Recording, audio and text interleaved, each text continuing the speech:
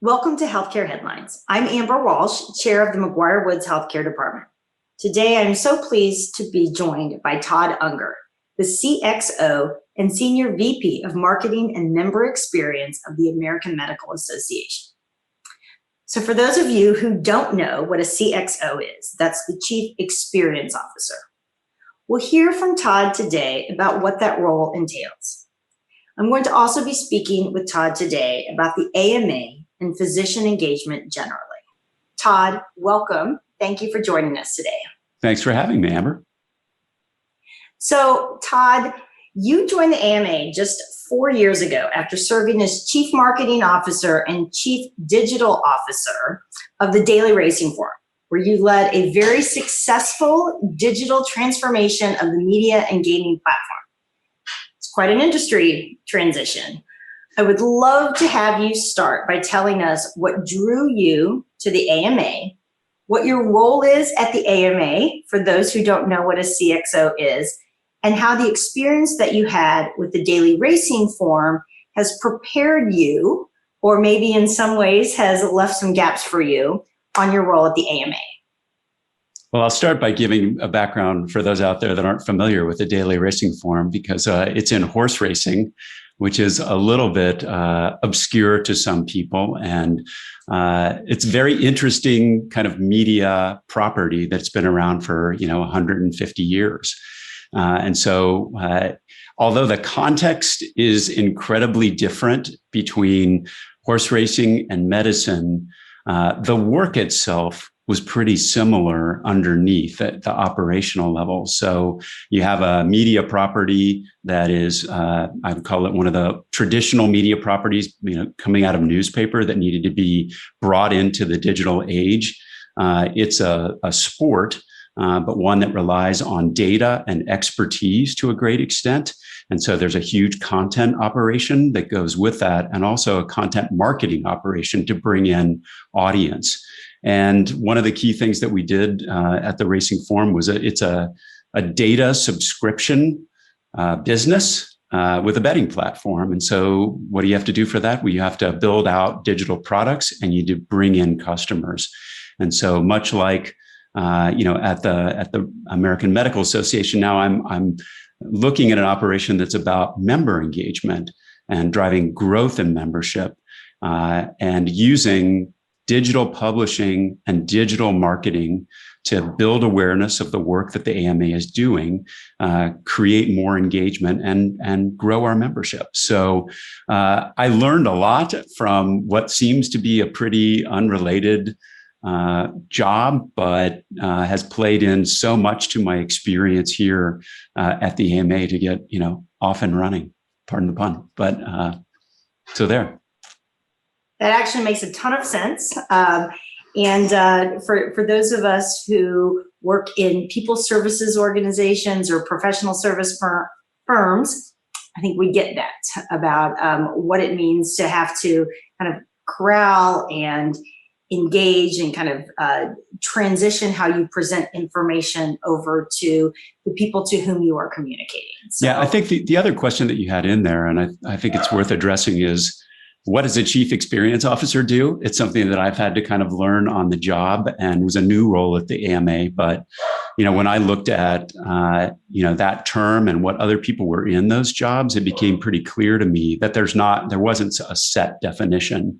And I think a lot of people think about experience and they think like, I had a bad experience with your product or your service. And it's more rooted in customer service, but that is not, that's a very limited definition. And so when I say experience, it's really end to end. And I call it the seamless integration of marketing and product, commerce, and service to attract and retain customers. And to me, that is what experience is all about. It's not just about people feeling good, it's about growth. And the way to do that is through engagement and building, what I call now is the 10-second customer journey from thinking about what you want to, becoming part of it. It's a very different world in marketing right now. That's very interesting. As I was sitting here listening to you talk, I thought about the equivalent experience for a client of a large law firm, something obviously near and dear to my own heart. And I was thinking how there are many of us within a law firm that essentially have roles that come together to create the CXO role, but how valuable it would be to kind of bring that all together into one person whose sole focus is the client experience. So that is a tidbit I'm going to take away from this. I learn something every single time we have a guest on Healthcare Headlines, and that is one of my tidbits that I'm going to take away and act upon.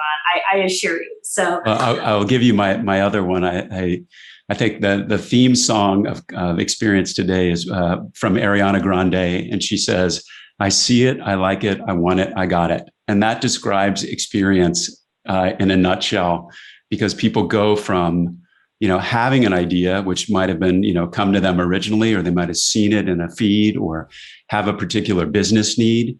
But once that is triggered, it's up to you really to get the right idea in front of the right people and to take them through a very seamless process to get to you. And to kind of close that deal, so to speak, and then to keep them engaged and happy. Oh, absolutely. So my wheels are spinning, but this particular episode is not about law firms and their clients. It's about you and your role and the AMA in particular. So maybe the next time we come on, I will help translate that a little bit into client experiences within a law firm. Right now, I want to talk about the AMA. And as much as I look forward to the time when I no longer will be asking any guest about the pandemic, I can't avoid it when I have you on in this role. And the AMA obviously had a critical role for physician communication during the pandemic. And I would really love to hear from you about the AMA's initial response to the pandemic with your own membership, and then maybe a little bit in particular about the COVID Response Center. Yeah, it's been an extraordinary year for everyone, and a year of great need for people and for physicians, and a chance for the AMA to really to serve. And, a year and a half ago, we were just starting to hear of the initial cases out of China about coronavirus, calling it at that time, and started, my team starting to write stories about it. And within a month, we were writing so much and producing so much content about coronavirus and COVID-19 that we realized that things really had to change, and that we needed to be really specific about the role that we were going to play for physicians and for medicine in this pandemic. And so, the good thing is we didn't need to reinvent everything that the AMA was doing. Our focus was right.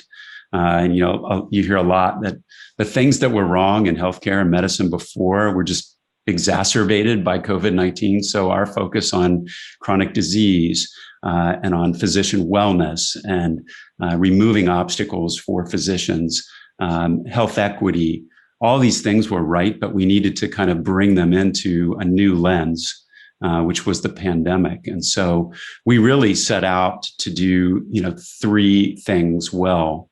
The first and foremost one was, of course, to be a data-driven and trusted resource for physicians around information with COVID-19. And that is we started building our COVID-19 resource center that's now been accessed by probably 10 million folks at this point, where we were bringing in, the data-driven information because there was so much out there that wasn't. The second thing is to really showcase the voices of physicians and to make sure that they could share their experiences with their colleagues across the country and frankly across the world and learn from each other, because this is one of those situations where there was so much unknown throughout this, and that people were really learning on the fly. So that was very important. And the third thing was really to remove obstacles for physicians in their practice to get to what they do the best, which is patient care. And so it really turned medicine upside down, things like telehealth, which were kind of, gradually gaining relevance, went from 0 to 100 miles an hour. But how do you set up a telehealth practice? How do you set up reimbursement for that? What do you do about regulations? How about privacy, technology? It's a very large problem that's it's bigger than the technology. And so these are the types of things that we worked on, in addition to, helping physicians with the very real financial impact of the pandemic on their practices and health systems. So it was, a pretty extraordinary time, and we brought it. So it's good to know, physicians, they saw us there. Yeah, and some of the topics that you just mentioned that you were helping your physician membership deal with, we were dealing with our own clients at McGuireWoods, and we've talked about, as well as a law firm, as what to expect coming down the pipe. Telehealth is a great example. Everyone is talking about telehealth, as they should be.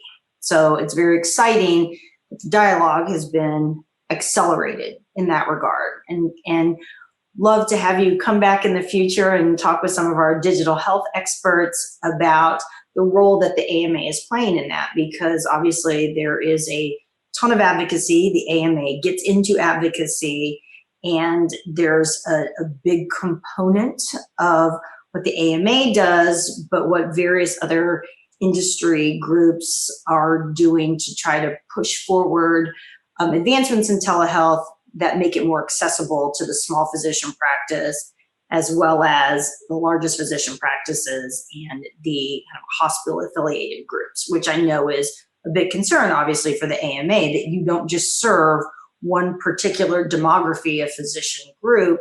It is across the board. Yeah, all practice settings.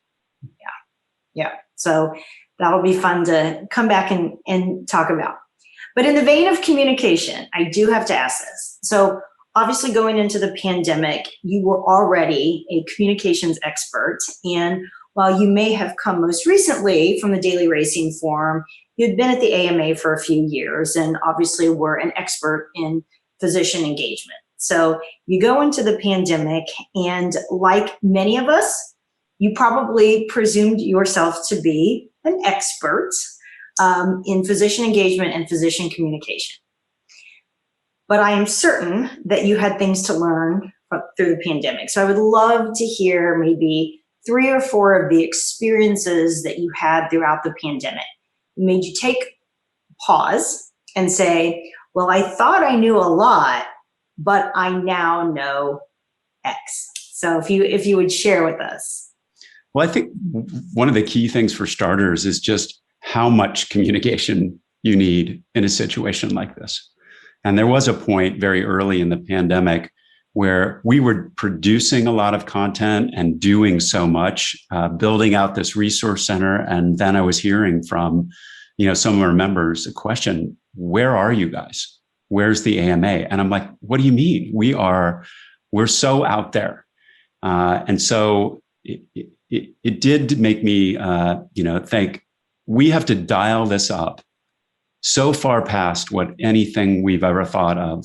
And it changed totally how we operated in terms of the quantity of communication, the nature of the communication, and the channels. And so what we did was expand across all of those. So, it actually led to a lot of innovation in terms of communication.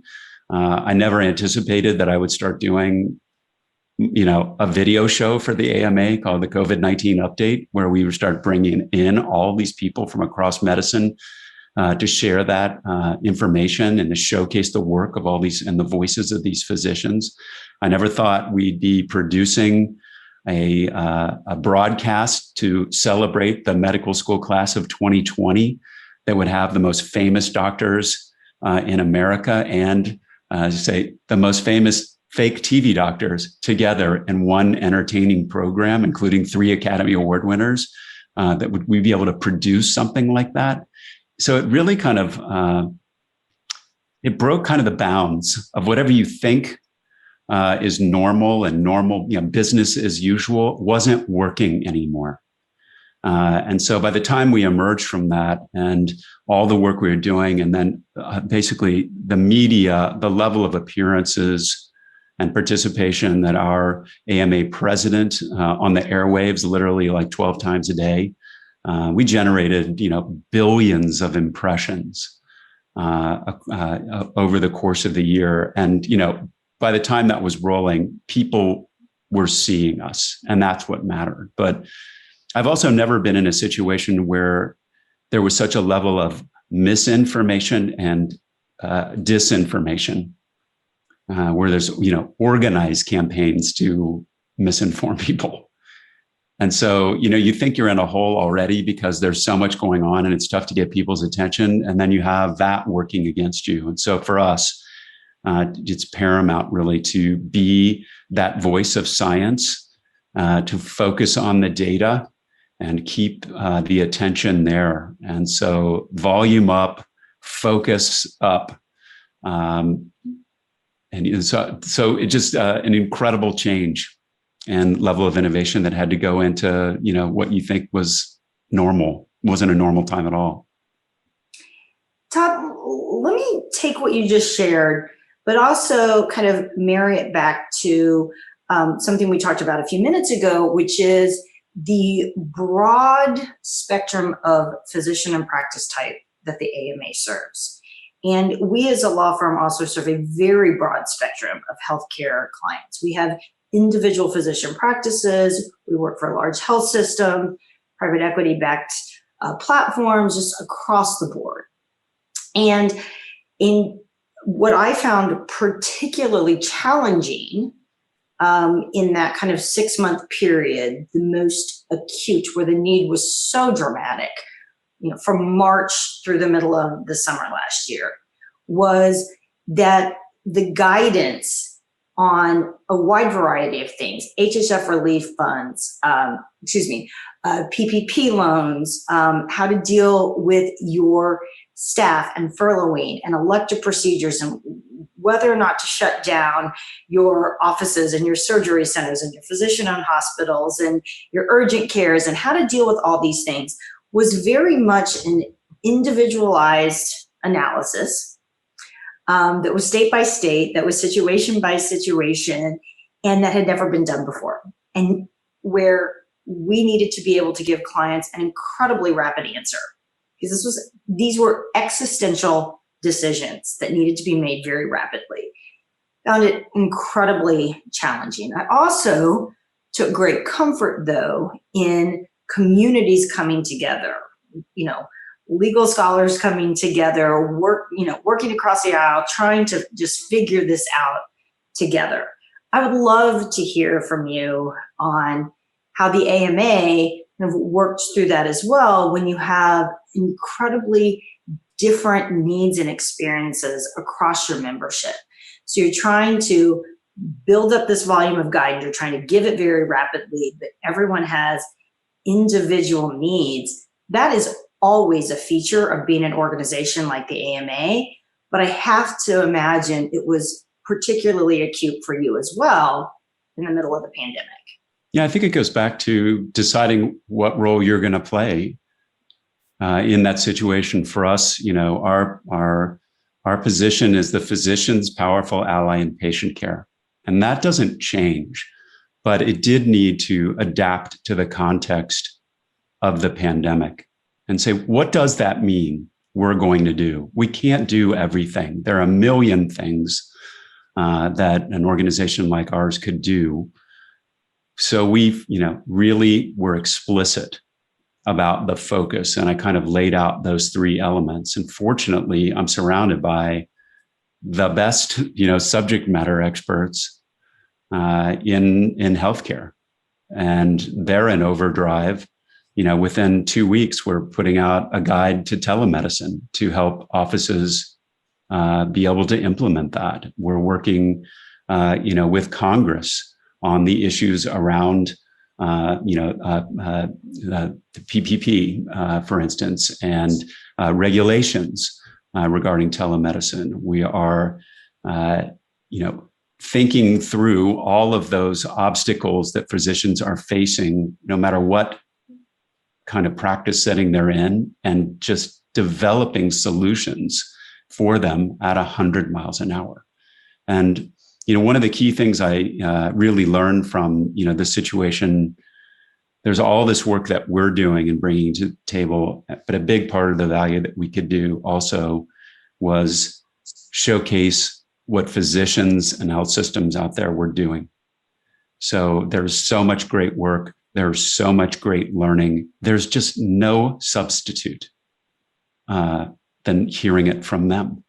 And so for me, it's been such a privilege to speak to literally hundreds of physicians on our daily video updates or in our podcasts, to speak with health system leaders, to help each other, learn from each other, and to get firsthand knowledge of what people need.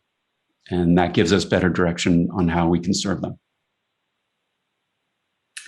Well, kind of putting all of this together, if you're just to distill this down to some simple advice to our private equity, hospital, physician practice clients on physician communication and engagement. And I know it's a bit unfair to ask you to distill all of your experience, pre-pandemic and otherwise, into very, very simple words of wisdom. But unfair as that question may be, I'm going to ask it anyways. I'd love That's all right. to hear. I would say I have three pieces of advice that I came up with. I came from a media background, in a digital media background, and you've heard the term digital first a lot in a lot of different respects. But I would encourage folks here to think about their marketing communications as digital first too. When you do that, it forces you to be able to operate in that kind of 10-second customer journey that I talked about earlier in the program. It makes it imperative that you understand targeting and how to reach your audience. It makes it imperative that you crystallize your proposition. I always tell my team, you get 1 line and 3 bullet points to explain anything. You have to think like a landing page in this world, or you cannot, you can't work. And you've got to orchestrate that seamless experience from the moment someone becomes aware of a need, begins that research process, all the way through that funnel until they're engaged with you and beyond. And so that's what thinking like a digital marketer leads to, and why, sometimes I have to say I'm scratching my head. I'm driving down the highway here outside of, in Chicago, and I see billboards or I see television ads, and it always makes me wonder, because always in digital marketing, you're thinking about what do you want someone to do as a result of that engagement with you? Everything everything we do has a purpose. And a lot of marketing out there, if you look around, you wonder, what did they want that person to do based on that? So think like a digital marketer, and then that won't be a problem. So that's number one. The second thing is, look for avenues to elevate the voice of physicians and healthcare teams. Like, we are in an extraordinary period where there are a lot of people that folks don't trust, but they do trust their doctors. And, based on what I talked about before, we're up against forces that we've not really dealt with before, and a lot of confusion. And so we really need to elevate the voices of people that are the physicians, because they are trusted in this. And so when those avenues are available, make sure to do that.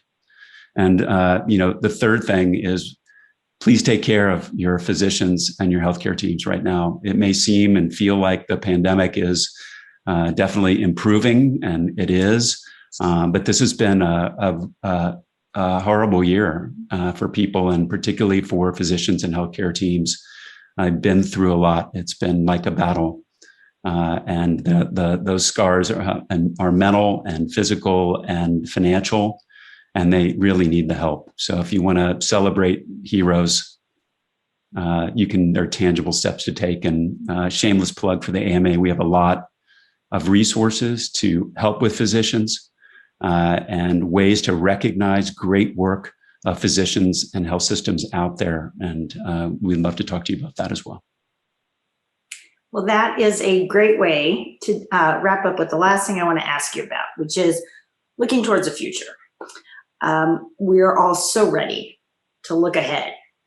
So I'd love to hear just your top goals for the remainder of 2021 and 2022 on physician engagement through the AMA. So if you're in marketing or experience, your goal is always about growth.